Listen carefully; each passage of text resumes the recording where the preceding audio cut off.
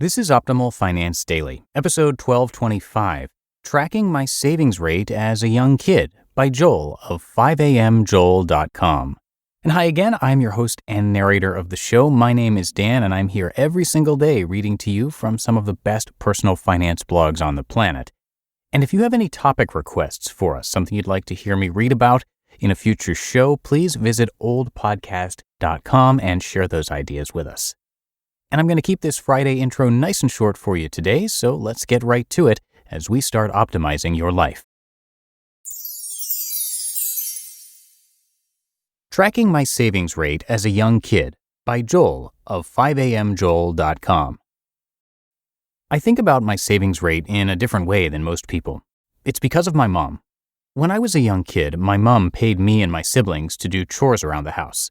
Pretty standard chores like doing the family laundry, vacuuming, mopping, dishes, yard work, etc. For each job, Mom would pay me 5 cents. Pretty rough. I'd have to bust each day before and after school and all weekend just to earn maybe $1 for the week. My friends, on the other hand, had a completely different story. Their parents would give them a pre-negotiated weekly allowance for doing one or two simple things, such as keeping their bedroom tidy or doing their homework. Easy stuff you had to do anyway. Their allowance was like $5 or sometimes $10 per week. How unfair. My friends were getting 10 times the money I got, yet I would work 10 times harder than them. But the biggest difference wasn't how much we got paid, it was how we got paid. Savings Rate 101. My mom had a very strict and non-negotiable method when it came to payday. She taught me a formula that has stuck with me until this very day. It's very simple. 10% charity, 45% savings, 45% spending. My mom made me keep a detailed ledger of every cent that I earned. We used a small, ruled notebook with 3 columns to track everything. With a total earnings of $1, I would add 10 cents to the charity column, 45 cents to the savings column, and 45 cents to the spending column. After writing it all down, my mom would physically hand me 45 cents for spending, and I would run down to the corner shop and buy a small bag of candy. It's important to note, I never saw the charity or savings money with my own eyes. They were just numbers in a book. Untouchable figures that slowly accumulated over time. Every now and then, my mom and I would subtract a few dollars from the charity bucket and donate to the church, a fundraiser, or give to family or friends in less fortunate situations. Practice makes perfect. As I grew older, the jobs got harder, and my pay increased slightly. In my early teens, I started my first business.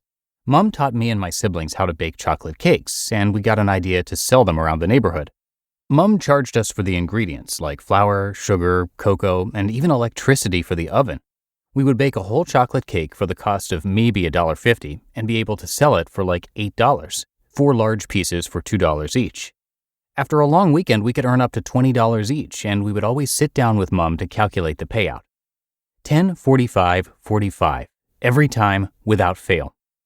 After our neighborhood got sick of buying my cakes, I went around door knocking and offering to do yard work for $2 an hour. Most people just shut the door in my face, but some people must have felt sorry for me and put me to work. I had a small paper route one summer and a few other quick gigs until one day, at age 14, I landed my dream job at McDonald's, which is a story for another time. This savings rate continued through high school. Throughout high school, I always had more money than my friends. Even though I was only spending 45% of my earnings, I was going to the movies a lot, buying my own clothes and sports gear, and paying for gas whenever we drove somewhere. Apart from food at home, my parents barely paid for any of my activities or expenses. Actually, my mom always paid for train tickets to get me to and from high school.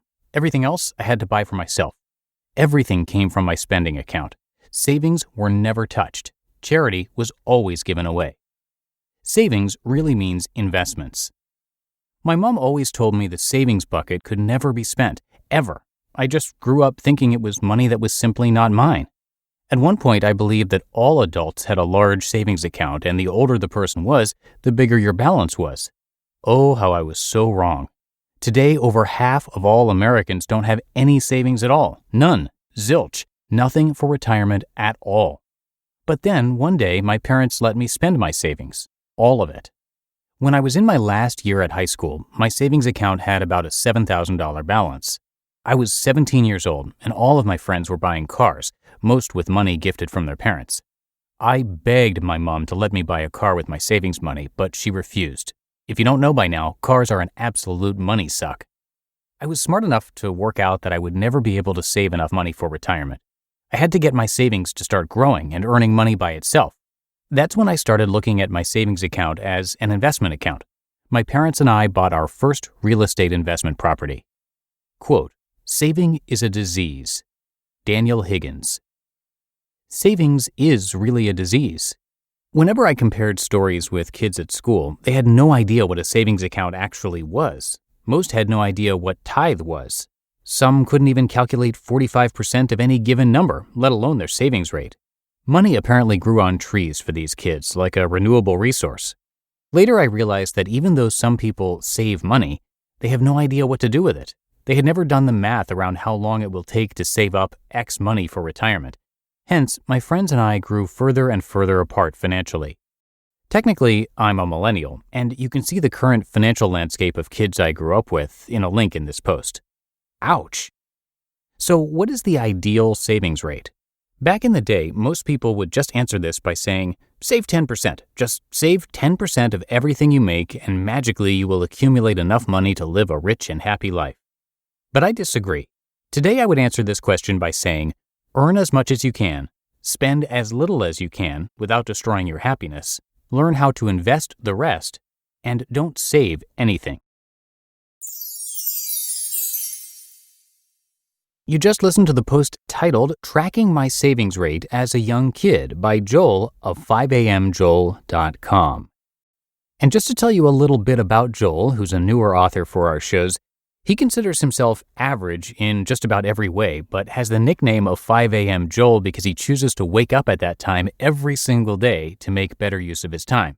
He's also on a mission to learn to make better use of his money, and he shares that on his blog, 5AMJoel.com. He's also recently taken over Budgets Are Sexy, which is Jay Money's blog, and you've heard me read a lot from that here over the years. And in fact, I'll be featuring a post from that site tomorrow.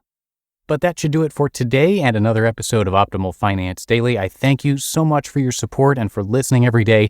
It's all thanks to you and our authors for helping us get here. So have a great start to your weekend, and I'll be back with you tomorrow where your optimal life awaits.